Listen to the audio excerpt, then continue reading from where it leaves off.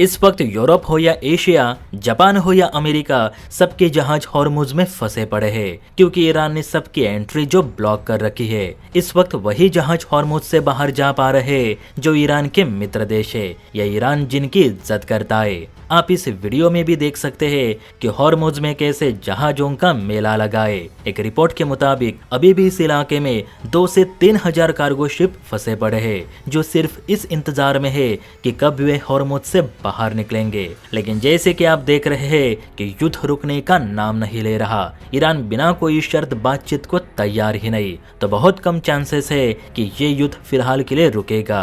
और शायद इसी बात पर गौर करते हुए अब कुछ देशों ने भारत से संपर्क करना शुरू कर दिया है ताकि भारतीय नेवी उनके जहाजों को भी हॉर्मुज से सही सलामत बाहर निकाल सके। देखिए आपके सामने रॉयटर की रिपोर्ट है जिसके मुताबिक लगभग 35 देश अपने तेल टैंकर हॉर्मुज से सुरक्षित बाहर निकालने के लिए अब भारत की ओर देख रहे हैं। ये सभी देश ये चाहते हैं कि भारतीय नेवी जैसे भारतीय तेल टैंकरों को हॉर्मुज से बाहर निकाल रही है वैसे ही हमारे शिप्स को भी निकाले, क्योंकि बीते दिनों यूएस नेवी के भरोसे उन्होंने हॉर्मुज से बाहर जाने की कोशिश की थी लेकिन ईरान ने उन्हें उड़ा दिए। ऐसे में अब हम यूएस नेवी के भरोसे अपने जहाजों का और नुकसान नहीं करवा सकते। आपको बता दूं कि बीते 25 दिनों में हॉर्मुज में 1 दर्जन से ज्यादा छोटे मोटे जहाजों को निशाना बनाया गया है और ईरान ने सबको धमकी दे रखी है कि कोई भी ईरान की इजाजत के बिना यहां से गुजरने की कोशिश करता है तो वो ईरानी माइंस का शिकार होगा। अब ईरान के सख्त रुख को देखकर ट्रंप ने बीते दिनों धमकी दी थी कि ईरान ने अगले 48 घंटे के अंदर हॉर्मुज में बिछाई अपनी माइंस नहीं हटाई तो अमेरिका और बमबारी करेगा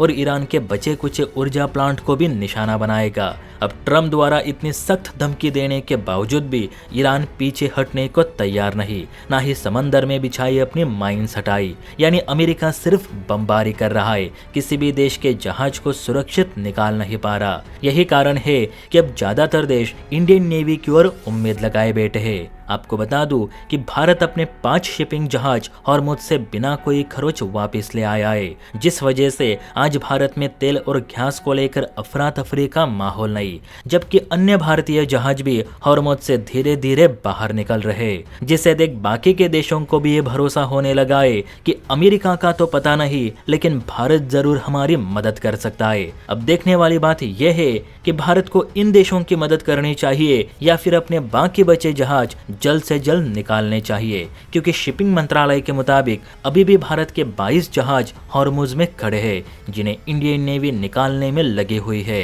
ऐसे में अगर हम इन देशों के जहाजों को निकालने में लगे तो शायद हमारे जहाज पीछे रह जाएंगे, क्योंकि ईरान इस वक्त प्रतिदिन सिर्फ 2 से 5 जहाजों को ही जाने की अनुमति दे रहा है, जबकि युद्ध से पहले इस रास्ते से 150 जहाज रोजाना गुजरते थे। तो आप ही सोचना हॉर्मुज में जहाजों का कितना मेला लगा होगा। मेरे हिसाब से हमारी पहली प्रायोरिटी ये बनती है कि हम अपने जहाजों को सुरक्षित निकालें, क्योंकि बाहर वालों की मदद बाद में भी की जा सकती है। एक्सपर्ट्स की भी यही राय है कि ईरान भारतीय जहाजों को आ जाने की परमिशन दे रहा है तो हमें भी उसका पूरा फायदा उठाना चाहिए। दरियादिली बाद में भी दिखाई जा सकती है। आप बताना हमें पहले किसकी मदद करनी चाहिए, भारतीय जहाजों की या विदेशी जहाजों की? अपनी राय कमेंट करके जरूर बताइए। और हाँ, वीडियो अच्छी लगी हो तो बेल आइकन प्रेस करके चैनल को लाइक एंड सब्सक्राइब जरूर करें। जय हिंद।